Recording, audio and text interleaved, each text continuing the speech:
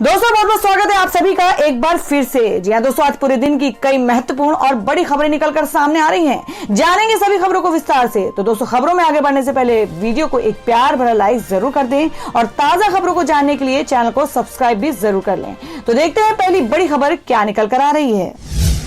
दोस्तों, आज की पहली बड़ी खबर निकल कर आ रही है जिसमें आपको बता दें कि लोकसभा में अमित शाह बोले जम्मू और कश्मीर को सही समय पर मिलेगा पूर्ण राज्य का दर्जा। जी हां, आपको बता दें कि बजट सत्र के दौरान लोकसभा में गृह मंत्री अमित शाह ने लोकसभा में जम्मू कश्मीर पुनर्गठन संशोधन विधेयक 2021 बिल पर शाह ने कहा कि इस बिल में ऐसा कहीं भी नहीं लिखा है कि इसमें जम्मू कश्मीर को पूर्ण राज्य का दर्जा नहीं मिलेगा। शाह ने कहा कि मैं फिर से कहता हूं कि इस बिल का जम्मू कश्मीर के पूर्ण राज्य का दर्जा से कोई संबंध नहीं है। उपयुक्त समय पर प्रदेश को राज्य का दर्जा दिया जाएगा। शाह ने कहा कि कई सांसदों ने कहा कि जम्मू और कश्मीर पुनर्गठन संशोधन विधेयक 2021 लाने का मतलब है कि जम्मू कश्मीर को राज्य का दर्जा नहीं मिलेगा। मैं बिल की अगुवाई कर रहा हूं, मैं इसे लाया हूं, मैंने इरादे स्पष्ट कर दिए हैं। कहीं नहीं लिखा है कि जम्मू कश्मीर को राज्य का दर्जा नहीं मिलेगा। आप कहां से निष्कर्ष निकाल रहे हैं? गृह मंत्री ने AIMIM प्रमुख असदुद्दीन ओवैसी की टिप्पणी पर कहा। असदुद्दीन ओवैसी ने कहा कि केंद्र शासित प्रदेश में 2G से 4G इंटरनेट सेवाएं विदेशियों के दबाव में बहाल की हैं। उनको पता नहीं है कि ये यूपीए सरकार नहीं जिसे वो समर्थन करते थे, ये नरेंद्र मोदी की सरकार है। इसमें देश की सरकार, देश की संसद देश के लिए फैसले करती है। सदन में शाह ने दावा किया कि ओवैसी साहब अफसरों का भी हिंदू मुस्लिम में विभाजन करते हैं। उन्होंने सवाल किया कि क्या एक मुस्लिम अफसर हिंदू जनता की सेवा नहीं कर सकता या हिंदू अफसर मुस्लिम जनता की सेवा नहीं कर सकता। शाह ने कहा कि ये अफसरों को हिंदू मुस्लिम में बांटते हैं और खुद को सेकुलर कहते हैं। और दोस्तों में अगली बड़ी खबर निकल कर आ रही है महाराष्ट्र से। जी आपको बता दें कि शिवसेना का राज्यपाल कोश्यारी पर हमला, कहा उनका बर्ताव कठपुतली जैसा, केंद्र वापस बुलाए। जी हम बात करें कि महाराष्ट्र सरकार और राज्यपाल भगत सिंह कोश्यारी के बीच विवाद गहराता जा रहा है। शिवसेना ने अपने मुखपत्र सामना में केंद्र सरकार से कोश्यारी को वापस बुलाए जाने की मांग की है। साथ ही पार्टी ने राज्यपाल को भारतीय जनता पार्टी की कठपुतली बताया है। वहीं शिवसेना ने साफ किया है कि केंद्र को राज्य सरकार पर हमला करने के लिए राज्यपाल के कंधों का इस्तेमाल नहीं करना चाहिए। इसके अलावा सामना में प्रकाशित संपादकीय में प्लेन विवाद और किसान आंदोलन समेत कई मुद्दों पर बात की गई है। शिवसेना ने संपादकीय के जरिए राज्यपाल पर बीजेपी की बात कहने के आरोप लगाए हैं। सामना में लिखा है, राज्यपाल भगत सिंह कोश्यारी एक बार फिर चर्चा में आ गए हैं। श्री कोश्यारी इस वर्षों से राजनीतिक क्षेत्र में काम कर रहे हैं। विधिमंडल तथा संसद के दोनों सदनों में उन्होंने काम किया है। केंद्र में मंत्री बने, उत्तराखंड के मुख्यमंत्री के रूप में उन्होंने काम किया, फिर भी वे इतनी चर्चा में कभी नहीं आए। महाराष्ट्र का राज्यपाल बनने के बाद से ये सामान्य व्यक्ति किसी न किसी कारण से चर्चा अथवा विवाद में रहा है। और दोस्तों में अगली खबर निकल कर है जो कि किसान आंदोलन को लेकर है। जी आपको बता दें कि किसान और तेज करेंगे आंदोलन, अगले हफ्ते रेल रोको और मशाल जुलूस की योजना। जी आपको बता दें कि किसान नेताओं ने 3 कृषि कानूनों को निरस्त करने और सभी खरीदारों पर न्यूनतम समर्थन मूल्य MSP का भुगतान अनिवार्य बनाने की अपनी मांग के लिए अधिक समर्थन हासिल करने के लिए पंचायतों या ग्राम निकायों के साथ अधिक से अधिक बातचीत के माध्यम से अपना विरोध प्रदर्शन करने का फैसला किया है। अब तक करीब 1 दर्जन महापंचायतों ज्यादातर हरियाणा और पश्चिमी उत्तर प्रदेश में आयोजित की गई है, जहां ग्रामीणों की बड़ी भीड़ को अवगत कराया गया है कि सरकार ज्यादातर गेहूं और धान की सरकारी खरीद के लिए MSP का भुगतान करती रही है और इससे केवल कुछ राज्यों के बामुश्किल 10-15% किसानों को ही फायदा हुआ है। अखिल भारतीय किसान सभा के नेता और पूर्व सांसद हन्नान मोल्ला कहते हैं, प्रधानमंत्री सहित सरकार ने MSP को जारी रखने का वादा किया है। वास्तविकता यह है कि निजी पार्टियों द्वारा खरीद के लिए MSP को अनिवार्य बनाने की हमारी मांग को संबोधित करने का कोई प्रयास नहीं किया गया है, जैसा कि वर्तमान व्यवस्था के तहत केवल कुछ ही प्रतिशत किसानों को लाभ होता है। मुल्ला ने कहा कि आने वाले दिनों में पंजाब, राजस्थान, मध्य प्रदेश, महाराष्ट्र, कर्नाटक जैसे राज्यों में दर्जनों महापंचायत आयोजित करने की योजना है, क्योंकि बड़ी रैलियों के कारण समर्थन हासिल करने में मदद मिलती है। अखिल भारतीय किसान सभा के नेता P कृष्ण प्रसाद कहते हैं, हमने अपने राज्य प्रतिनिधियों से कहा कि महापंचायतों का आयोजन करें ताकि ग्रामीण भागीदारी और सरकार द्वारा फैलाई जा रही गलतफहमी की समझ बढ़े। और दोस्तों मैं अगली खबर निकल कर आ रही है, आपको बता दें कि अमित शाह के बयान पर बोले केरल सीएम विजयन, कहा हम बिल्कुल लागू नहीं करेंगे नागरिकता कानून। जी हम बात करें कि केरल के सीएम पिनाराई विजयन ने कहा कि नागरिकता कानून सीएए को उनकी सरकार राज्य में लागू नहीं करेगी। शनिवार को उन्होंने कहा कि हमने पहले भी इस पर अपना रुख साफ कर दिया था और एक बार फिर कह रहे हैं कि सीएए केरल में लागू नहीं होगा। अमित शाह के पश्चिम बंगाल में सीएए को लेकर दिए बयान के बाद केरल के सीएम का यह बयान आया है। केरल सीएम ने शनिवार को कहा कुछ लोगों ने नागरिकता कानून के बारे में बात करना शुरू कर दिया है। केंद्रीय गृह मंत्री कह रहे हैं कि टीकाकरण खत्म होने के बाद सीएए को जमीन पर उतारने का काम शुरू किया जाएगा। हम पहले ही साफ कर चुके हैं कि केरल में सीएए लागू नहीं किया जाएगा। उन्होंने कहा कि उनकी सरकार का इस पर स्पष्ट रुख है। क्या कहा है अमित शाह ने? आपको बता दें कि केंद्रीय गृह मंत्री और भाजपा के नेता अमित शाह ने गुरुवार को पश्चिम बंगाल में एक रैली में कहा है कि कोरोना वैक्सीन जब देश में सबको मिल जाएगी तो उसके बाद नागरिकता कानून को जमीन पर उतारा जाएगा। शाह ने कहा कि केंद्र की मोदी सरकार पड़ोसी देशों के धार्मिक अल्पसंख्यकों का ध्यान रखते हुए नागरिकता कानून लाई थी। मैं बताना चाहता हूं कि जैसे ही कोविड टीकाकरण की प्रक्रिया समाप्त होगी, सीएए के तहत नागरिकता देने की प्रक्रिया शुरू हो जाएगी। अमित शाह ने कहा कि ममता बनर्जी ने लगातार सीएए का विरोध किया है। वो कहती हैं कि वह इसे कभी पश्चिम बंगाल में लागू नहीं होने देंगी, लेकिन मैं भरोसा दिलाता हूं कि शरणार्थियों को नागरिकता मिलेगी। मतुआ समुदाय को संबोधित करते हुए शाह ने यह कहा, मतुआ समुदाय वो हिंदू शरणार्थी है जो बांग्लादेश से आकर यहां बसे हैं। तो दोस्तों नागरिकता कानून के बारे में आप लोगों की क्या राय है, आप क्या सोचते हैं? आप अपनी राय कमेंट बॉक्स में जरूर दें। बढ़ते अगली खबर की ओर।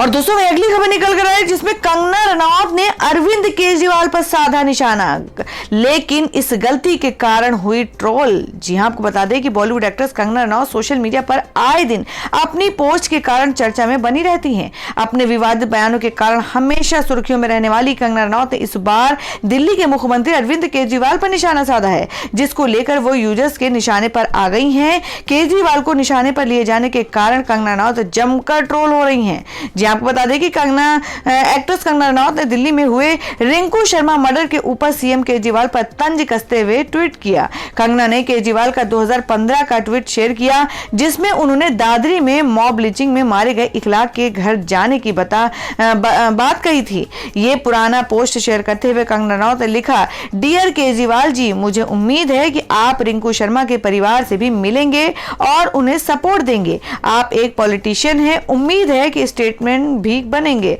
स्टेट्समैन भी बनेंगे। ट्विटर हैंडल पर इस पोस्ट के बाद कंगना रनौत जमकर ट्रोल हो रही हैं। चूंकि कंगना रनौत ने दिल्ली की कानून व्यवस्था को लेकर सीएम केजरीवाल पर निशाना साधा है, तो यूजर्स उन्हें याद दिला रहे हैं कि दिल्ली पुलिस राज्य नहीं बल्कि केंद्र के अधीन आती है। साथ ही लोगों ने दिल्ली के सीएम को सलाह देने पर कंगना की जमकर क्लास लगा रहे हैं। ये पहली बार नहीं है जब एक्ट्रेस कंगना रनौत यूजर्स के निशाने पर हैं। इससे पहले कंगना ने स्वयं को पृथ्वी की सबसे टैलेंटेड एक्ट्रेस बताया था और उसके बाद मैरिल स्ट्रीप की ऑस्कर अवार्ड्स पर भी सवाल उठाए थे। इसके साथ ही कंगना ट्विटर सीईओ की जमकर लताड़ लगाई थी और देश के प्रधानमंत्री नरेंद्र मोदी से कहा था कि वह ट्विटर को ना बख्शें, जिसके बाद कंगना रनौत जमकर ट्रोल हुई। और दोस्तों मैं अगली खबर में आपको बता दें कि राहुल गांधी पर निर्मला सीतारमण का तीखा हमला, बोली प्रधानमंत्री का अपमान करना उनकी आदत। जी हां आपको बता दें कि वित्त मंत्री निर्मला सीतारमण ने सरकार और प्रधानमंत्री नरेंद्र मोदी के खिलाफ कांग्रेस के पूर्व अध्यक्ष राहुल गांधी के आरोपों पर पलटवार करते हुए शनिवार को कहा कि कांग्रेस नेता फर्जी विमर्श गढ़ते हैं, देश को तोड़ने वाली ताकतों के साथ खड़े होते हैं और संवैधानिक संस्थाओं का अपमान करते हैं। उन्होंने राहुल गांधी पर तीखा हमला करते हुए कहा कि वो पहले के प्रधानमंत्री का भी अपमान करते थे और वह अभी के प्रधानमंत्री का भी अपमान करते हैं। पूर्व पीएम मनमोहन सिंह जब विदेश गए थे तो राहुल गांधी ने उनकी ओर से लाए गए अध्यादेश को फाड़कर फेंक दिया था। वित्त मंत्री जिस वाकये का हवाला दे रही हैं वो साल 2013 का है। बता दें कि सुप्रीम कोर्ट ने जब दोषी जनप्रतिनिधियों को चुनाव लड़ने के खिलाफ फैसला दिया था, इस फैसले को निष्प्रभावी बनाने के लिए यूपीए की सरकार ने एक अध्यादेश जारी किया था। उस वक्त राहुल गांधी ने यूपीए की ओर से लाए गए अध्यादेश को बकवास बताते हुए कहा था कि इसे फाड़ कर फेंक देना चाहिए। उस वक्त के योजना आयोग अब नीति आयोग के प्रमुख मोंटेक सिंह अहुलवालिया के मुताबिक राहुल गांधी ने जब 2013 में अध्यादेश फाड़ा था, उसके बाद तत्कालीन प्रधानमंत्री मनमोहन सिंह इस्तीफा देना चाहते थे। सीतारमण ने कांग्रेस नेता राहुल गांधी पर निशाना साधते हुए कहा कि वह एक डुमसड़े मैन प्रलय की बात करने वाला व्यक्ति है। सीतारमण ने लोकसभा में बजट पर हुई चर्चा का जवाब देते हुए यह कहा कि कांग्रेस नेता को चर्चा में बोलते समय यह जवाब देना चाहिए था कि कांग्रेस ने कृषि सुधारों को लेकर अपने रुख में क्यों बिल्कुल पलट गए। तो दोस्तों, खबरों में आगे बढ़ने से पहले जान लेते हैं आज के माइंड क्विज के सवाल को। आज का सवाल है, आपको बताना है कि मेघालय की राजधानी कहाँ है। इसका जवाब आपको वीडियो के नीचे कमेंट बॉक्स में देना है और सही जवाब देने वाले को रैंडमली सिलेक्ट किया जाएगा और वो जीत सकते हैं बम्पर पुरस्कार। तो बढ़ते अगली खबर की ओर। और दोस्तों, मैं अगली खबर निकल कर आ रही है जो कि रिंकू शर्मा हत्याकांड को लेकर है, जिसमें आप नेता ने मांगा शाह का इस्तीफा।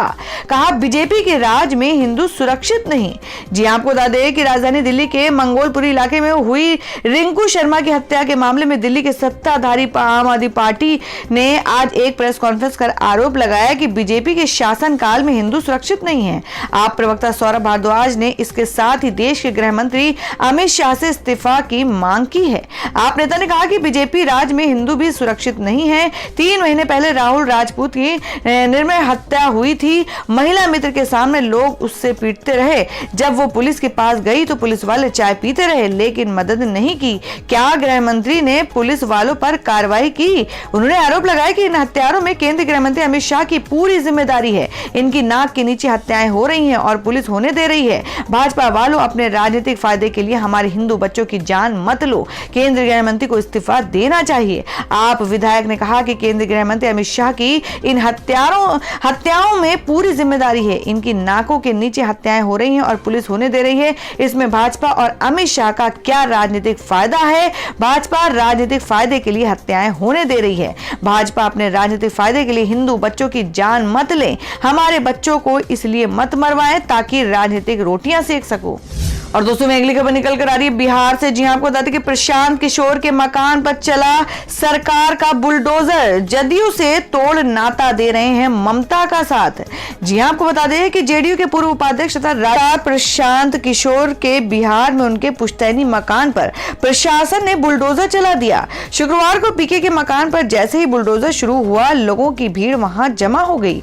बुलडोजर से लगभग 10 मिनट में ही मकान की बाउंड्री तथा दरवाजा उखाड़ दिया गया। इतना ही नहीं, प्रशासन के इस रवैये का किसी ने विरोध भी नहीं किया।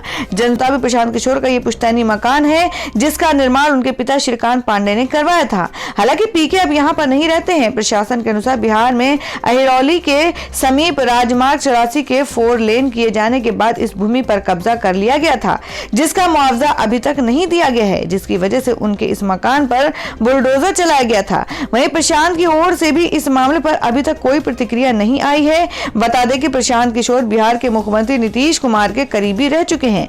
बिहार में उन्हें कैबिनेट मंत्री का दर्जा भी दिया गया है। इसके साथ ही उन्हें जेडीयू का उपाध्यक्ष भी बनाया गया था, लेकिन एनआरसी के मुद्दे पर उनके और सीएम के बीच कहासुनी के बाद उन्होंने जेडीयू को छोड़ दिया। बक्सर के मूल निवासी प्रशांत किशोर कई राजनेताओं को अपनी रणनीतिक सूझबूझ से मुख्यमंत्री बना चुके हैं। बिहार चुनाव 2015 में नीतीश के जीतने का श्रेय भी प्रशांत को जाता है। इसके साथ ही वे प्रधानमंत्री के चुनाव में नरेंद्र मोदी, दिल्ली चुनाव में अरविंद केजरीवाल और अब बंगाल चुनाव में ममता बनर्जी को अपनी सेवाएं दे रहे हैं। और दोस्तों, मैं अगली बड़ी खबर में आपको बताते हैं कि गाजीपुर बॉर्डर पहुंची महात्मा गांधी की पोती तारा गांधी। बोली किसान के हित में देश का हित। जी हम बात करें कि महात्मा गांधी की पोती तारा गांधी भट्टाचार्य केंद्र के विवादास्पद कृषि कानूनों के खिलाफ चल रहे किसान आंदोलन का समर्थन करने के लिए शनिवार को गाजीपुर बॉर्डर पहुंची। गाजीपुर बॉर्डर पर प्रदर्शनकारी किसानों से तारा गांधी ने विरोध प्रदर्शन के दौरान शांति बनाए रखने की अपील की। साथ ही उन्होंने सरकार से कृषक समुदाय के सूद लेने का भी अनुरोध किया। उनके साथ गांधी स्मारक निधि के अध्यक्ष रामचंद्र राही, ऑल इंडिया सर्व सेवा संघ के प्रबंधक न्यासी अशोक सरन, गांधी स्मारक निधि के निदेशक संजय सिंह और राष्ट्रीय गांधी संग्रहालय के निदेशक अन्नामलाई भी गाजीपुर बॉर्डर पर पहुंचे थे। और दोस्तों में अगली खबर निकल कर आई जिसमें हरियाणा के कृषि मंत्री का विवादित बयान। कहा जो किसान मरे हैं अगर घर पर होते तो भी मरते। जी आपको बता दें कि हरियाणा के कृषि मंत्री जेपी दलाल ने किसानों को लेकर एक विवादित बयान दिया है। उन्होंने शनिवार दोपहर भिवानी रेस्ट हाउस में आयोजित प्रेस कॉन्फ्रेंस में आंदोलन के दौरान मरने वाले किसानों को लेकर कहा ये घर में होते तो भी मरते, जो आज घर में है वे नहीं मर रहे क्या? कोई हार्ट अटैक से मर रहा तो कोई बीमारी से। उनको इस बयान के बाद हरियाणा की राजनीति गर्मा गई है और कांग्रेस के राष्ट्रीय प्रवक्ता और वरिष्ठ नेता रणदीप सुरजेवाला ने ट्वीट कर इस बयान की तीखी आलोचना की है। आप नेता संजय सिंह ने जेपी दलाल को बेशरम नेता तक कह डाला।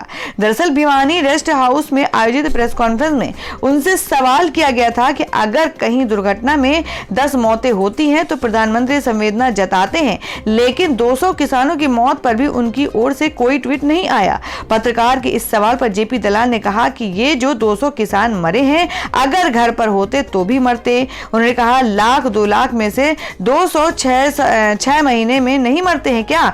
कोई हार्ट अटैक से मर रहा है, कोई बुखार से मर रहा है। इसके बाद उन्होंने कहा मुझे ये बता दो कि हिंदुस्तान की एवरेज उम्र कितनी है और साल के कितने मरते हैं, उसी अनुपात में मरे हैं। उन्होंने कहा कि ये एक्सीडेंट में नहीं मरे हैं, स्वेच्छा से मरे हैं। संवेदना प्रकट करने के सवाल पर हंसते हुए जेपी दलाल ने कहा कि मरे हुए के प्रति मेरी पूरी हार्दिक संवेदना है।